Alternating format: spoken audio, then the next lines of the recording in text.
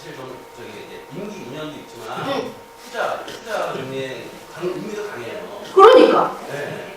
그러니까 그런 얘기를 드리는 거지. 그렇죠. 네. 아니 그런데 근데 그런 질문을 해. 잠깐만요. 뭐냐 하면 박근혜 2년, 그죠? 2년이 됐다는 얘기잖아. 이제 3년이지. 2년 지나갔네. 그렇지만 어쨌든 그런데 알게 모르게 그런 어떤 속에 있는 것들이 노출이 됐다는 거야. 그런 말이 있는 거야. 그러니까 그러면서 박근혜가 옳다 그러다 다 떠나서 그런 표현에 대한 문제 지적을 했을 수 있을 것이고 여성들이 그 부분에 대한 거지 박근혜 2년이라는 그러니까 2년 됐다는 거에 대한 문제는 전혀 아니라는 거야. 다만 발음상에 그죠? 우리가 인식할 때 기회는 찬스 뭐 이런 거죠. 그러다 보니까 그런 오해를 하는 거고 속에 그 마음이 없다라고 하면 저는 문제가 안 돼. 본인 지금 말씀하시잖아요. 후자도 좀 있더라. 그러니까 그 얘기가 자꾸 이렇게 된다는 거죠. 아까 말씀하시려고 했는데 죄송합니다. 근데 그것을 성적 비하로 보는 것은 저는 동의하지 않습니다. 저는 예를 들어서 TV 보면서 이런 거에 나오면 저 쓰레기 같은 자식 이런 거 이야기하거든요. 쓰레기 같은 년이라고 할 수 있는 거라고 저는 생각하는 거예요. 그것은 왜냐하면은 우리 국가 권력의 최고 중심이고 그가 정권을 찬탈하는 과정이나 그 정권을 행사하는 과정이 너무나 동의할 수 없기 때문에 그가 헌법을 부정하는데 우리가 왜 이러저런 욕을 못하는 잠깐만요. 네, 여기서 이제 잘못하면 딴 데로 쓸 수가 있는데 정치적인 얘기를 지금 할 수는 없어요. 일단 할 수는 없는데 우리가 국가의 원수도 모르는 자, 그러니까 국가가 원수가 없는 자에서 욕할 수 있죠. 솔직히 있습니다. 제가 아무리 성인 분자라 하더라도 정말 마음에 안 드는 사람 휙 한번 욕하고 지나칠 수 있어요. 그게 문제가 된다는 거 아니에요. 그렇지만 예를 들어서 그 욕을 하는 정도가 있는 거죠. 아유, 지난번에 무슨 TV를 보니까 거짓말도 뭐 필요할 때가 있다 뭐 이런 얘기도 하는데 다시 말하면 그 욕을 하는 내용과 인신 공격의 내용은 다르다. 응? 무슨 말인지 아시겠어요? 그러니까 여러분들이 이렇게 항상 미묘한 차이 때문에 힘들어지고 그것이 문제가 되는데 그랬을 때 토론할 수 있는 문화여야 된다는 거예요. 동의할 수 없다는 것은 본인의 생각이신 거고요. 박근혜 2년이라는 말에 대해서 기분 나쁜 누군가 있다면 그거는 그 사람 그렇게 느낄 수 있는 거예요. 그러면 내가 예를 들어서 그것에 대해서 뭐 어쩌고저쩌고 그런 전력이 있기 때문에 도저히 용서할 수 없어. 그러니까 그런 말을 들어도 싸. 이거는 내 생각이고 그죠? 우리는 다 각자 표현의 자유가 있는 건 맞지만 그 생각을 너도 그렇게 생각하는 게 맞지 너도 그렇게 생각하는 이럴 수는 없다는 강요는 아니라는 거예요. 그렇다고 하면 저 사람은 저렇게 생각하는구나. 거기서 끝. 그죠? 그거를 확대 해석하거나 그럴 필요는 저는 없다라고 생각을 해요. 다만 자기가 갖고 있는 생각을 올곧게 표현하는 거는 당연히 필요하다고 생각을 하죠. 예. 근데 성희롱의 문제는 다른 문제잖아요. 예. 서로 생각이 다르다. 라는 정도까지 얘기했는데 그거는 뭐 문제가 아니죠. 근데 그게 성희롱이다 아니다라는 문제는 그냥 의견이 다른 거야 이렇게 얘기하시는 잠깐만요. 박근혜 2년이라고 하는 것에 대해서 그 사람이 말한 사람의 의도는 중요하지 않다. 피해자 그 성폭력에 이렇게 빗대서 얘기를 하면 일반적으로 그런데 예를 들어서 그러기 때문에 박근혜 2년이라는 말을 예를 들어서 저 사람 그러니까 옆에 있는 누군가는 박근혜에 대해서 굉장히 긍정적인 마음을 갖고 있어요. 예를 들어서 그죠? 그런데 박근혜 2년이 그런 뉘앙스가 포함된 그렇게 들려요. 그럼 기분이 나쁘겠잖아요. 당연히. 그럼 그 사람의 입장에서는 그 문제가 될 수 있다는 거예요. 그거는 이해를 하는데 그게 이제 성차별적이거나 성희롱적인 차원에서 문제 삼을 게 아니라 어떤 뭐랄까 인격적이지 못한 말, 그 어떤 공식적으로 타당성 없는 말을 쓴 데 대한 어떤 비판은 가할 수 있지만은 그거를 꼭 그 성희롱을 성차별적으로 잠깐만요. 지금 저한테 답을 구한다면 예를 들어서 이거는 그래서 우리가 퀴즈도 많이 해요. 사실은 어떤 때는 이거는 성희롱일까 아닐까 이런 거죠. 근데 성희롱이라고 그전에는 지금 그 한마디로 성희롱이라고 규정할 수는 없어요. 없고 예를 들면 이런 거 술 따르기는 성희롱일까 아닐까? 응? 회식 자리에서 술 따르기는 성희롱이에요 아니에요? 경우에 따라서 상대방의 느낌에 따라서. 내가 좋은 마음으로 술을 따라 주었다면 그건 성희롱이 아니에요. 그죠? 그런데 내가 따르기 싫은데 또 막 따르라고 하거나, 그런 거는 성희롱이 된다는 거예요. 그러니까 똑같은 그런 객관적인 상황에서도 보는 사람의 각도에 따라 좀 다를 수도 있다. 네. 누가 아까 예.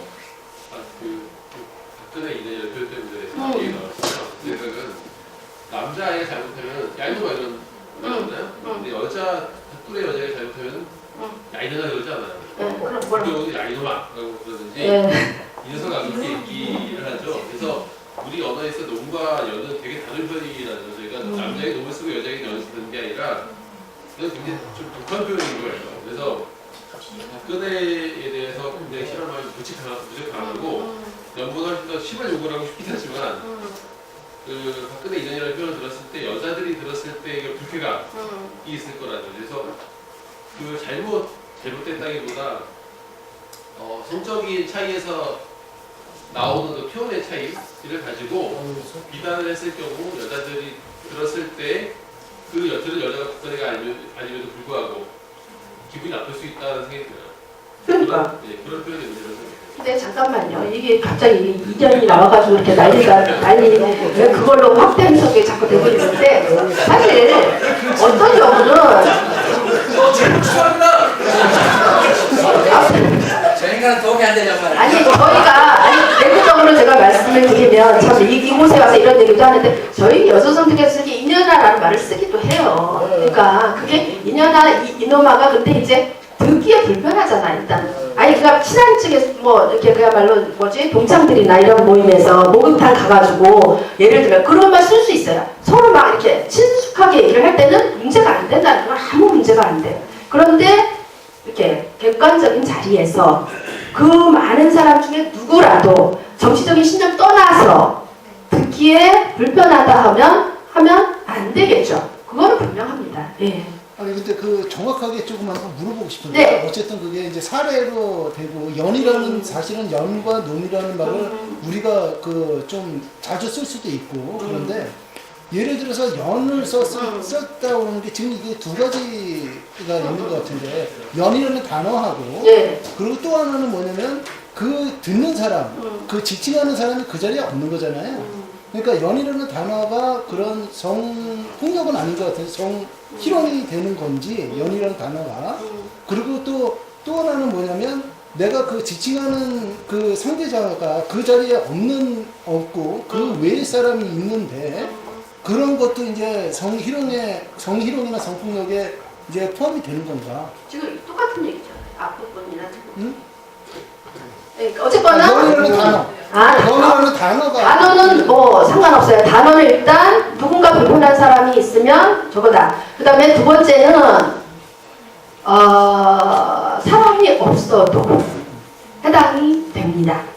예를 들어서 이런 게 있어요. 어떤 사람들이 다 우르르 모여 있어. 그런데 그 희롱의 대상이 되는 사람이 거기에 없었어. 그런데 나는 그 사람의 친구야. 예를 들어서 그랬을 때 그 얘기를 들었을 때 문제 될 수 있어요. 네, 그러니까 뭐냐면 이렇게 여러 사람이 모여 있을 때 그 사람이 없는데 얘기를 하면 뒷담화, 그러니까 쉽게 우리가 그냥 뒷담화라는 말도 표현을 하는데 면전에서 얘기를 하는 게 그래서 그러니까 성희롱이 아니지 않느냐라는 게 아니라 성희롱이 될 수도 있다. 단 여기서 분명하게 제가 얘기하는 거는 우리가 말 한마디 해서 그걸 성희롱이라 규정해서 국가기관의 시정을 보고 이러지는 않는다. 그 사람의 흐름, 그 사람이 했던 말과 행동의 패턴이 있어요. 예를 들면 어느 누구와 함께 성희롱 발언을 했던 사람은 다른 누군가에게 또 했을 수도 있어요. 예를 들면 그런 어떤 역사가 있을 때 그 사람의 그런 행동이 반복되어지는 것이 나타날 때 그 사람의 특성이야. 저 사람 맨날 그래. 이런 거 있잖아요, 우리가. 그랬을 때 그거는 문제화할 수 있지만 어쩌다 한번 이거 알쏭달쏭 이런 일로 우리가 법적으로 붙거나 국가인권이나 노동부에 제소하지 않는다는 거예요. 그래서 이런 거 갖고 막 붕괴하고 그러실 필요 없다는 거예요. 그런 붕괴할 시간이면 뭘 해야 되냐? 내가 나의 성적 자기결정권을 잘 행사하고 있나? 나는 정말 나의 어떤 그런 감정이라든가 이런 것들을 내 삶에서 온전하게 잘 인식하고 앞으로 남은 삶에 대해서 어떻게 그걸 유지해 갈 것이며 내 주변에 자녀라든가 뭐 이렇게 그런 사람들한테 내가 어떤 도움을 줄 수 있을 것이며, 예를 들면 이런 공동체에서 어떤 사건이 발생했을 때 나는 조력자로서 역할을 할 수 있을 것인가, 뭐 이런 것들을 고민하는 게 훨씬 필요하다. 조금 아까 그런 얘기들은 굉장히 어떻게 보면 시간 낭비하는 소모적인 논쟁이 될 수도 있다. 그죠? 항상 논쟁을 할 때는 좀 열린 마음으로 앞으로 뭔가 나아지기 위한 그런 논쟁이 됐으면 더 좋겠다. 이런 얘기를 드리고 싶어요. 네. 사실은 이제 이게 굉장히 그 중요한 문제일 수도 있고, 근데 또 세부적으로 뭐 사소한 것도 굉장히 또 쟁점이 될 수가 있어서, 그렇죠. 그런데 이제 저는 이와 관련해서 굉장히 이제 나름대로 이제 중요하다고 생각하는 거를 좀 말씀드리고 싶은데, 이제 그 전에 이제 제가 경험이 관련해서 이제 두 가지가 생각이 났는데, 한 번은 한 가지만 해주세요. 한 가지만. 아니 대학 때 이제 지도 교수가 그 여제자하고 이렇게 친해져가지고 나중에 결혼을 했어요.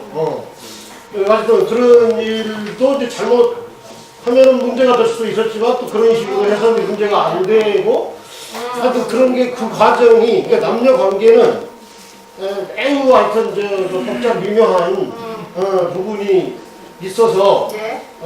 이제 이와 관련해서 이제 가장 중요한 문제는 어떤 권력이나 지위에 의해서 이루어지는 문제가 가장 심각하다. 그래서 구조적으로 그걸 막는 것에 아주 그 어떤 뭐 교육이라든가 이런 것에 초점, 이 법률이나 이런 게 초점이 있어도, 특히 군대 같은 경우 폐쇄된 어떤 조건 속의 상황, 거기 하여튼 그래서 이미 제가 생각했어요. 이 문제에서는 거기에 그 초점을 예. 두어서 어떤 해결을 해야 되고, 예. 그와 관련해서 그 외에 어떤 개인적인 어떤 관계에서는 또 그 뭔가 어떤 사람들은 이 뭐랄까 남성으로서 여성으로서 어떤 본성을 가지고 있는데, 정상적으로 이렇게 그 뭐랄까 이렇게 관계를 이렇게 해소하지 못하는 그런 어떤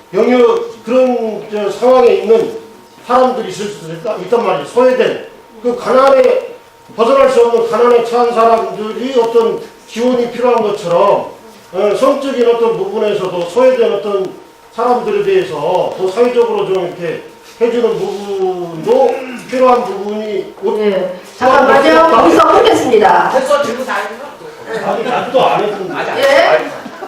예. 일단 두 가지만 정리해서 얘기해드리겠습니다. 1번, 과거에 그런 인연이 있는데 결혼을 하더라. 그거는 굉장히 얘기거리가 많은데요. 옛날에는 성폭력 피해자가, 예를 들어 피해자 엄마가 가해자한테 너 우리 딸과 결혼해라 이런 말까지 했었어요. 책임져라. 옛날에는 뭐 그러니까 성폭력 피해를 받으면 결혼할 수 없다라는 그런 시대였기 때문에. 근데 지금은 그런 관계에서 이야차차차해서 또 수용이 되고 뭐 결혼을 했다면 모르는데, 그렇지 않으면 굉장히 불행한 생활이겠죠. 지금 같으면 있을 수 없는 얘기라는 말씀 드리고 싶고요. 또 하나는 소외된 사람에게 어떤 성적인 향유의 권리를 줘야 된다. 굉장히 위험한 발언이라고 저는 생각을 하는데, 무슨 말이냐? 성적인 거는 개인의 차가 있는 거고, 그러면 돈이 많은 사람들은 성적인 권리를 많이 누리고, 돈이 없고 예를 들어서 장애인이고 그런 사람은 그러지 못한다. 그렇기 때문에 뭔가를 국가적으로, 심지어 얘를 사회적으로 뭐 보장해줘야 된다. 이건 아니라는 거죠. 그러면 보장해줘야 되는 대상이 되는 사람은 누구예요? 그거는 물건이죠. 그러니까 다시 말하면 성관계라는 건 인격 대 인격의 교류인 거지, 어떤 성적인 본능 내지는 그런 욕구를 해소해주기 위한 상품으로서 하는 건 아니라는 거죠. 쉽게 얘기하면 위안부에 대한 얘기를 하는 이유가 있잖아요. 그죠? 그 이유는 왜 하는 거겠어요? 그분이 인격 대 인격으로 내가 저 군인에 대해서 좋은 마음을 가지고 어떤 성적 관계를 맺는 거에 대해서 아무 문제 없는 거잖아요.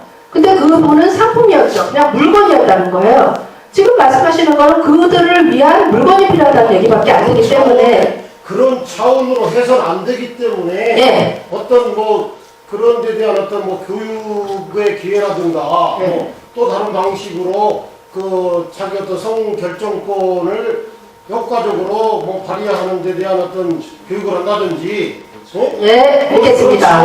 뭐를 예, 무슨 뜻인지는 제가 알아들었습니다. 예, 저희가 이제 사실 장애인 단체나 이런 데 가서 또 성교육도 하고 하는데 상당히 이제 그런 어려운 지점이 있는데 가장 밑바탕에 있는 거는 남성들의 어떤 성욕에 대해서는 지금 얘기하는 것에도 보면 여성들의 어떤 성에 대한 얘기는 안 나와요. 남성들의 그런 얘기에 대해서는 뭔가 해소할 수 있는 뭔가 다양한 그런 방안이 있어야 돼. 이런 얘기라는 거죠. 이게 바로 아까 얘기한 권력 위계의 구조 속에서 나오는 얘기라고 저는 생각을 합니다. 일단 여기까지 듣겠습니다. 여기 어디? 예. 예전에 그 기사에서 검사 성추문 이런 것들을 예. 보고 예.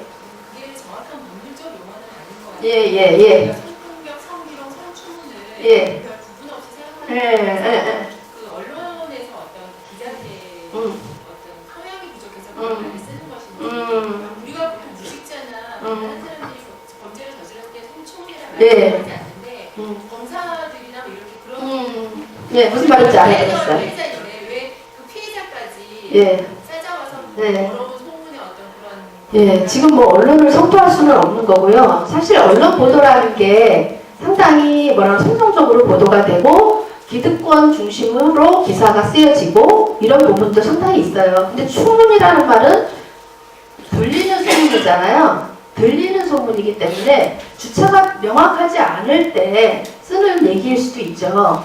그런데 성추문이라고 얘기를 하는 거는 전제가 보겠어요. 그렇게 하지 않은 위치에 있는 사람이 그런 상황에 휘말려서 이런 식으로 표현이 될 수 있다는 거예요. 그러니까 상당히 가지고 있는 사람의 관점에서 묘사를 했다는 거죠. 당연히 그건 성범죄죠. 성폭력입니다. 근데 가해자라는 말에 경기를 일으키거든요. 저희 교육에 오는 사람들은. 그래서 어떤 분은 자기 교육도 끝날 동안에 차라리 캐리자라는 말을 써달래요. 저한테. 가해자라는 말 쓰시지 마시고 행위자는 뭐가 다른가 싶은데 저는 그냥 가해자라고 그냥 불러요. 저는 교육을 받다가 그분들이 교육에 정말 계속해서 힘들어 하잖아요. 그럼 교육 받지 말라고 해요, 그냥. 근데 그분들은 교육을 안 하려면 법적으로 문제가 되거나 꼭 하거든요. 그러니까 받을 수밖에 없어요. 근데 너무나 그냥 어떤 분 분노에 그냥 감히 어린 것이 나를 이런 것에 해가지고 한 반 정도를 거기에 몰입해가지고 교육이 안 되는 분들 계시거든요. 뭐냐면 여태까지 나한테 이런 대접을 할 사람이 없는 거예요. 그러니까 그게 수용이 안 된 거죠. 그러니까 제가 왜 이 자리에서 이런 교육을 제가 왜 왔겠습니까? 예를 들면 제가 이런 교육을 하잖아요. 그리고 가해자 교육을 해요. 근데 심지어는 가해자 교육을 한 누구누구도 교육 이후에 다시 일상으로 돌아가서 검사도 하고 변호사도 하고 교사도 하고 다 한단 말이에요. 시도 쓰고 다 한단 말이에요. 그러면 그분은 저의 생각은 그래도 교육을 받았으니 이전에 자기가 했던 행동에 대해서 이후에는 그런 비슷한 상황이 연출이 됐을 때 한 번쯤은 자기를 돌아볼 수 있지 않을까. 두려움에서도 좋고 경각심도 좋고 조금 깨어졌으면 더 좋고 그렇지만 달라질 수 있지 않을까라는 기대가 있기 때문에 하는 거고요.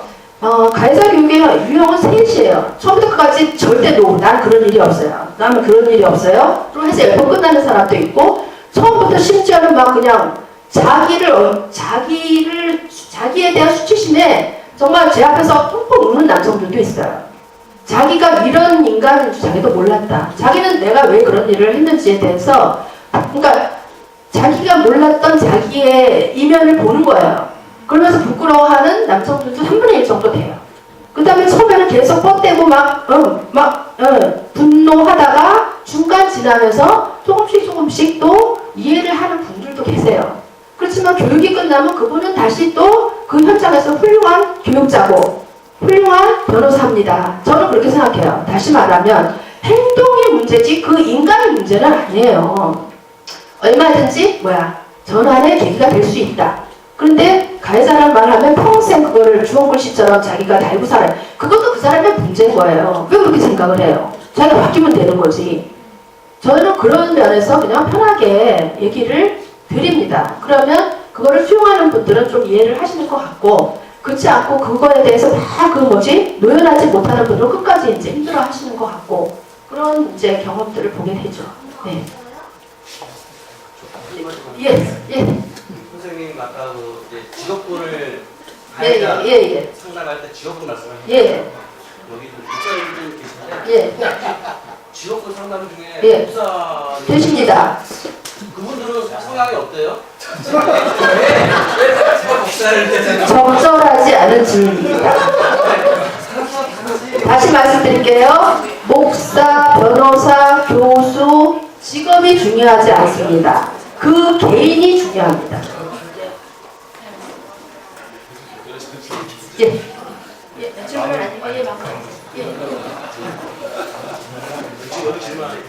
아야 꼭 질문하실 분 한 분 더 있으면 마지막으로 받는 걸로 하는데요. 저 시간이 많이 돼서 질문 안 하신 분들 중에서 그 사람 참으세요. 우리 잘 들었고요. 그 성공적 가해자 중에 힘이 지배하고 권력이 지배하는 분이 많이 그런 가해자잖아요.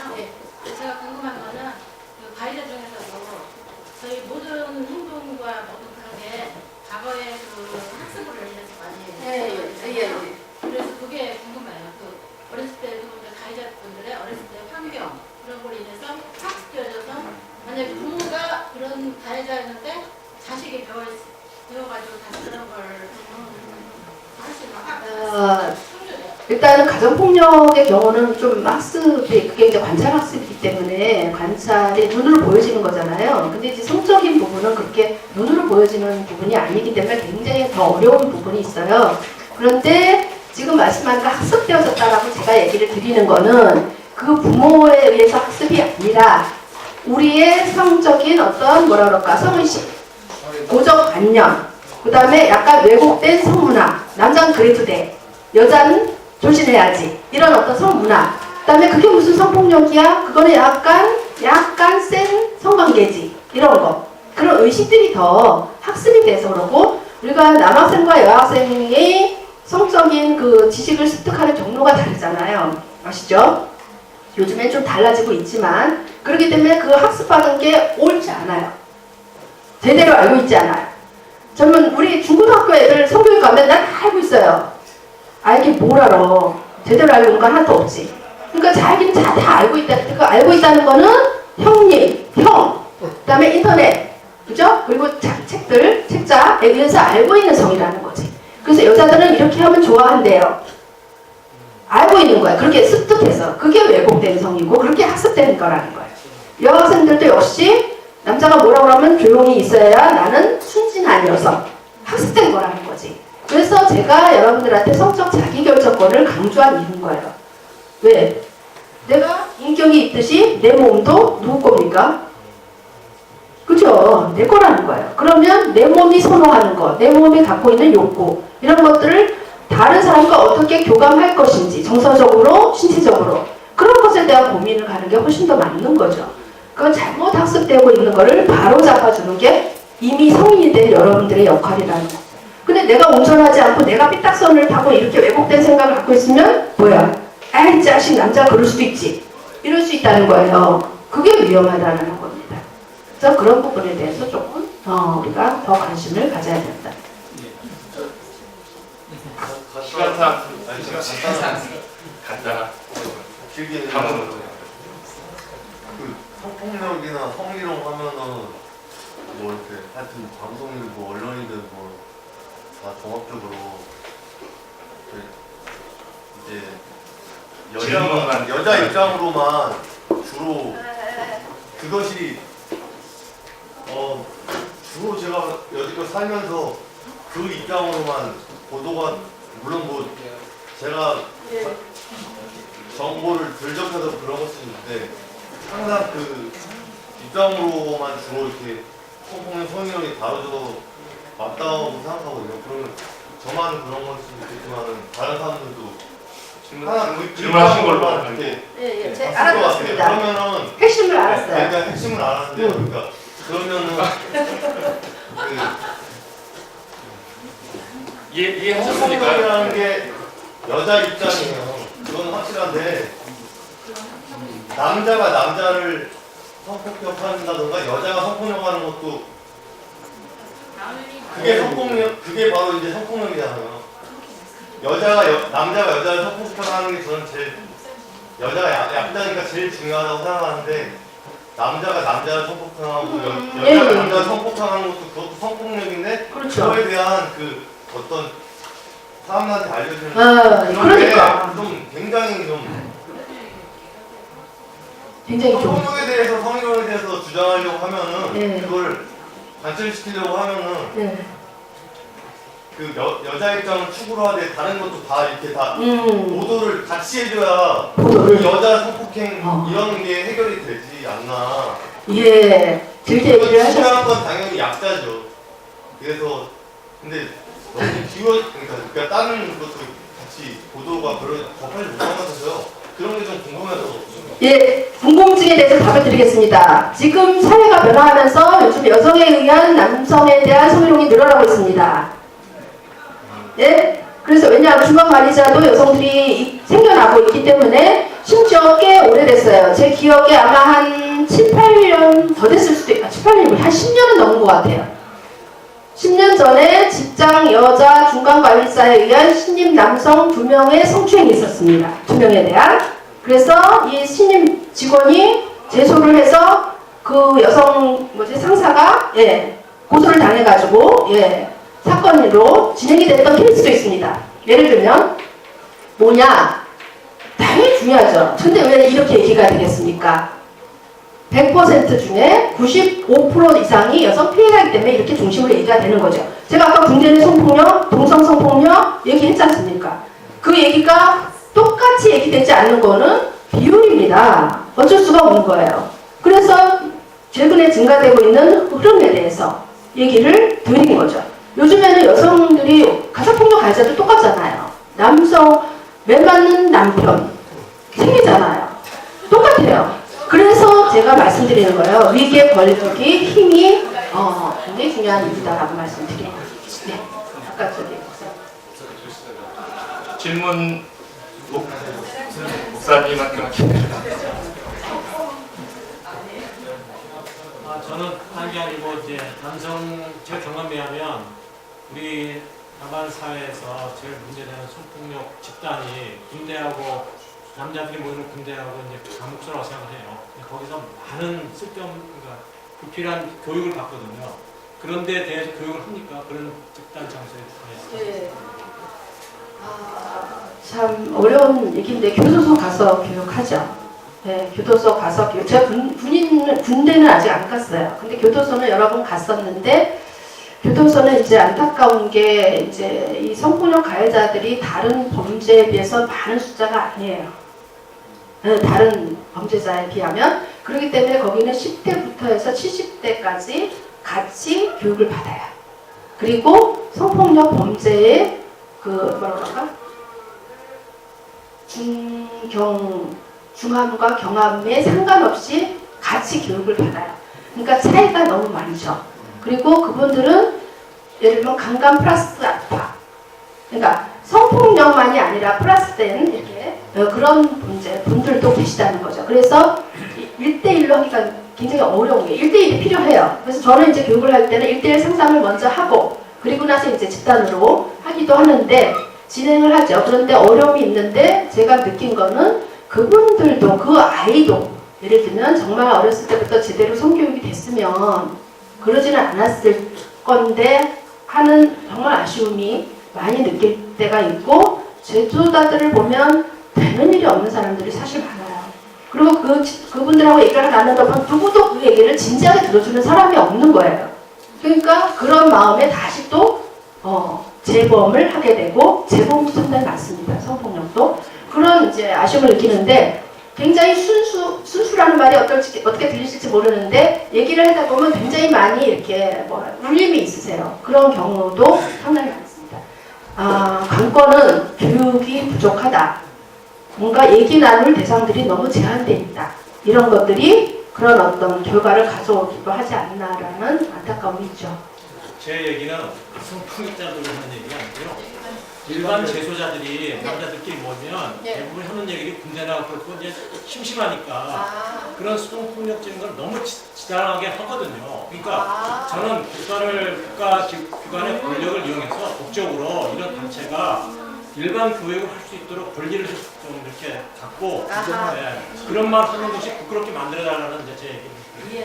예, 무슨 말인지 충분히 알았습니다. 제가 그런 권한이 있는지는 모르겠지만, 예, 그런 아니 주변에 이제 그런 쪽 일을 하는 분들이 이제 워낙 많이 있으니까 그랬을 때 그런 거를 좀 이렇게 아니 가서 제안을 드릴 수는 있어요. 그게 이제 얼마만큼 현실화됐을지는 또 다른 문제인데 항상 이제 뭐 예산 편성이 되고 그런 조건들이 또 따라야 되잖아요. 근데 이제 그런 부분에 대해서 한번 말씀을 드려보도록 하겠습니다. 예, 감사드립니다. 한 가지만 저희가 이 교육을 받는 게 의미가 있는 것인데요. 다른 것보다도 이 교육을 통해서 우리 교회 내에도 이런 문제들이 혹시 있지 않을까 한번 되짚어보는 시간이 되었으면 좋겠고요. 오늘 유경희 소장님께 나오셨는데 마지막으로 박수로 큰 박수로